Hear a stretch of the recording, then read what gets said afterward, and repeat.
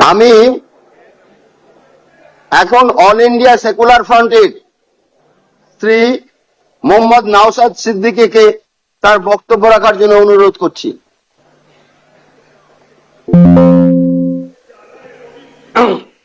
ধন্যবাদ speaker sir.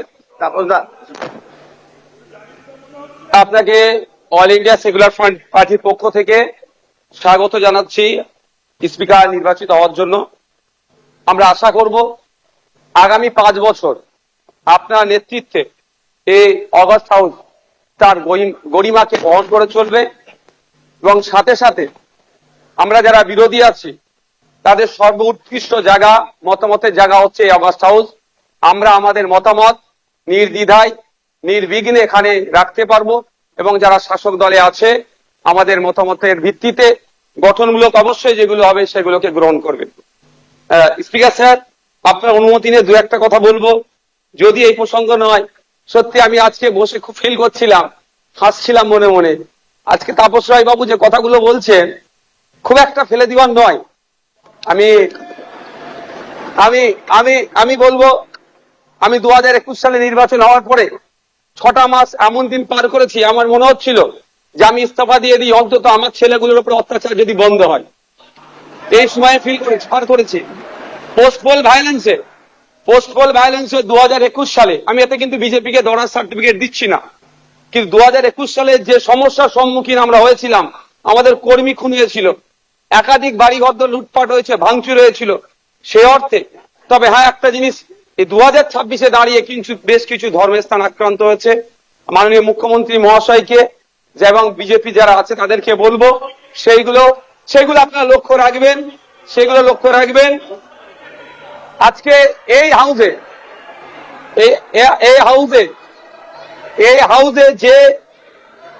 যে কথা চালাচালি হচ্ছে, আমি বসে বসে ফিল করছিলাম, সময় গিয়েছে আমাদের বক্তব্য, বিরোধীদের বক্তব্য শাসকের পছন্দ হয়নি, চিৎকার করে বন্ধ করে দেওয়া হয়েছে। এই হাউসেও কিন্তু 21 থেকে 26 আমরা দেখেছি। আমরা আশা করব ওই দিনটা আসবে না। আমরা বিরোধী যারা আছি গঠনমূলক প্রস্তাব রাখবো, শাসক দল যারা আছেন তারা গ্রহণ করবেন। মাননীয় মুখ্যমন্ত্রী মহাশয় একটা কথা বললেন, খুবই ভালো লাগলো।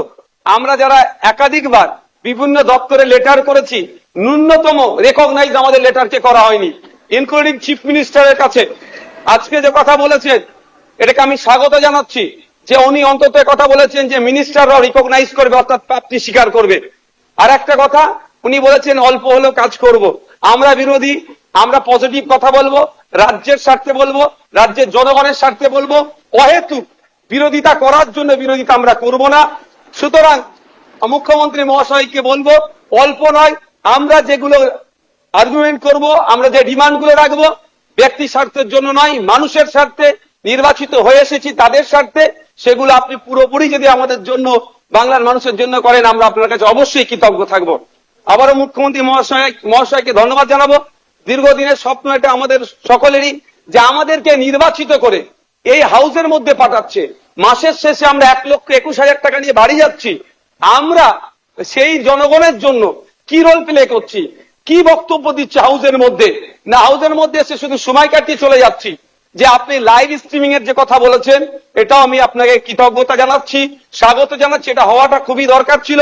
বাংলার মানুষ অন্তত আগামী নির্বাচনগুলোতে তাদের জনপ্রতিনিধি হিসাবে কাদেরকে চুজ করবে, কেমন মানুষকে পাঠানো দরকার, তারা যেখানে বাংলার আইন তৈরি হচ্ছে, আগামী 5 বছর বাংলার শিক্ষা, স্বাস্থ্য, কর্মসংস্থান থেকে শুরু করে কৃষকের রুজি রুটির প্রশ্নে, প্যারা টিচার থেকে শুরু করে বিভিন্ন ক্ষেত্রে সমকাজের সমবেতন নিয়ে, এক কথায় আগামী 5 বছর বাংলা কিভাবে চলবে, বাংলার মানুষের স্বার্থে কি আইন তৈরি হচ্ছে, আইন পজিটিভ, একটু ছোট করুন।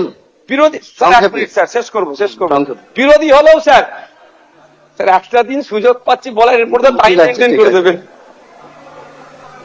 তো স্যার সেই জায়গাগুলো লাইভ যেটা আছে সেটা আমি স্বাগত জানাচ্ছি। আমি আবারও আপনাকে ধন্যবাদ জানিয়ে বলবো, বহুদলীয় যে গণতন্ত্র আছে সেটার পূর্ণ মর্যাদা দিয়ে আমাদের মতো ছোট্ট যারা বিরোধী আছি তাদেরকে পরিসর দেবেন। ধন্যবাদ স্যার। এখন আমি ভারতীয় কমিউনিস্ট পার্টি মার্ক্সবাদীর শ্রী মুস্তাফিজুর রহমানকে বক্তব্য রাখার জন্য অনুরোধ করছি। ক্লারিফিকেশন আমাদের সমস্যা হচ্ছে। প্রথমেই স্যার অধ্যক্ষ মহাশয়কে আমি শুভেচ্ছা জানাচ্ছি অষ্টাদশ বিধানসভার স্পিকার হিসেবে নির্বাচিত হওয়ার জন্য। যদিও আজকের অধিবেশনটাই হচ্ছে যে আমাদের মাননীয় অধ্যক্ষকে নির্বাচনের জন্য, আমি যতদূর যদি ভুল না করি, তাহলে এখানে মূলত সেই প্রসঙ্গেই আলোচনা হওয়াটা বাঞ্ছনীয় বলে আমার মনে হয়েছে। আজকে নতুন হিসাবে যেটা দেখলাম সেটা আগামী দিনে যাতে এই বিধানসভাতে এই গরিমা যুক্ত বিধানসভা, যে বিধানসভায় আমরা আজকে শপথ নিচ্ছি, এই বিধানসভায় ডক্টর প্রফুল্ল ঘোষ, ডক্টর বিধানচন্দ্র রায়, ব্যারিস্টার সিদ্ধার্থ শঙ্কর রায়, মাননীয় জননেতা জ্যোতি বসু, মুখ্যমন্ত্রী বুদ্ধদেব ভট্টাচার্য, পরবর্তী ক্ষেত্রে মমতা বন্দ্যোপাধ্যায় শেষ মুখ্যমন্ত্রী হিসেবে তিনারা কাজ করেছেন। সেই বিধানসভার গরিমা আমাদের সব সদস্যকে রক্ষা করতে হবে, এটাই হচ্ছে যে কাজ। আমি সুদূর মুর্শিদাবাদ থেকে, মুর্শিদাবাদের ডোমকল থেকে নির্বাচিত হয়ে যেদিন মঙ্গলবার শপথ গ্রহণ করলাম, সেদিনই একটু আবেগতাড়িত হয়েছিলাম যে আমি কোথায় এসে এই শপথ নিচ্ছি। সেই প্রসঙ্গে হতো যে আমাদের এই নামগুলো যেগুলো করলাম আমি, তাদের কথা মনে পড়ছিল। আরো প্রতিনিধিদশা অনেক নেতৃত্ব আমাদের রাজ্যের স্বাধীনতা সংগ্রামী, তারা এই বিধানসভায় পা রেখেছিলেন, তারা আমাদের দেশের জন্য লড়াই করেছিলেন। একই রকম ভাবে আমার মনে পড়ছিল আনিসুর রহমানের, ডোমকলের বিধায়ক, দীর্ঘদিনের প্রায় 25 বছর মন্ত্রী ছিলেন এবং হচ্ছে যে তারপরে আবার 10 বছর বিধায়ক হিসেবে ছিলেন। স্যার, এটা ঘটনা যে আজকে দাঁড়িয়ে নির্বাচনের পরবর্তী ক্ষেত্রে সংখ্যার দিক দিয়ে বিজেপি ব্যাপক সংখ্যাগরিষ্ঠতা পেয়েছে, আমাদের রাজ্যে ম্যান্ডেট পেয়েছে, এটা অস্বীকার করার তো কোনো জায়গা নেই। মানুষ ভোট দিয়েছে, নির্বাচিত করেছে।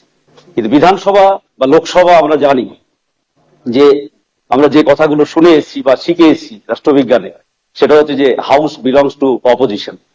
বিধানসভা বা লোকসভা হচ্ছে বিরোধীদের, এবং এই বিরোধীদের যে কথা বলার অধিকার বা বিরোধীদের যে হচ্ছে যে বক্তব্য রাখার অধিকার, বিশেষ করে সরকারের যে কাজ কর্ম, সেইগুলো গঠনমূলকভাবে সমালোচনা করা, ত্রুটিগুলো ধরিয়ে দেওয়া, এটাই হচ্ছে যে বিরোধীদের একমাত্র কাজ। আমরা মনে করি যে হচ্ছে যে সরকারের দর্পণ হচ্ছে যে এই অধিবেশন কক্ষ, যার ফলে হচ্ছে যে আমরা, এটা কথা ঠিক, 34 বছর আমরা সরকার চালিয়েছি আমাদের, তারপরে আমরা গত নির্বাচনে শূন্য হয়েছিলাম।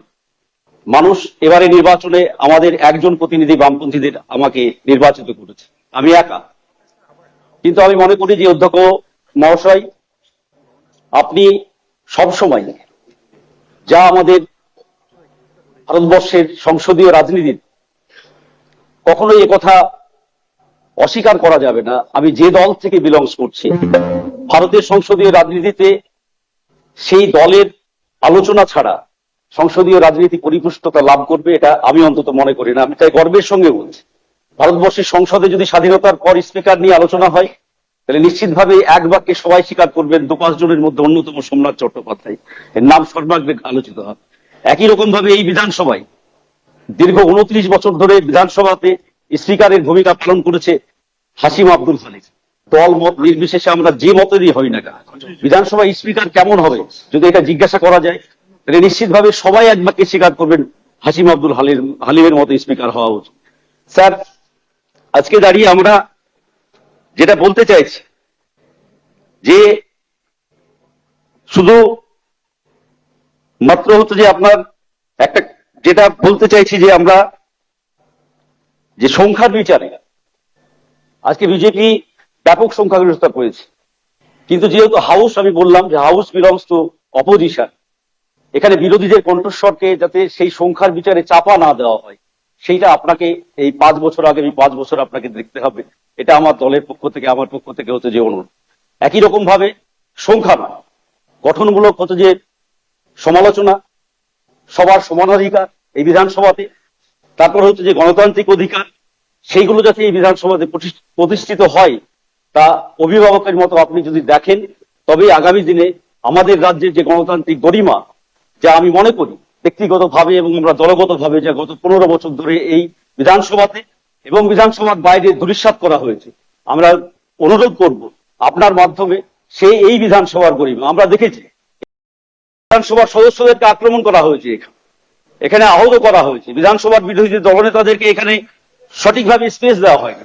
আমি অনুরোধ করব, আপনি নবনির্বাচিত অধ্যক্ষ নিশ্চিতভাবে আগামী দিনে সেই বিষয়গুলো সঠিকভাবে যাতে দেখবেন, যাতে বিরোধীরা বেশি করে বলতে পারে, সরকার পক্ষের যা গঠনমূলক সমালোচনা, কাজের ত্রুটি বিচ্যুতিগুলো আমরা তুলে ধরতে পারি, তবে আমরা বিরোধী হিসাবে সঠিক দায়িত্ব পালন করতে পারবো। মানুষ আমাদেরকে যে রায় দিয়েছে সেই রায়ের প্রতি মর্যাদা রক্ষা করতে পারবো। এই কথা বলে আবারও আপনাকে আন্তরিক শুভেচ্ছা অভিনন্দন জানিয়ে আমার বক্তব্য শেষ করছি। ধন্যবাদ।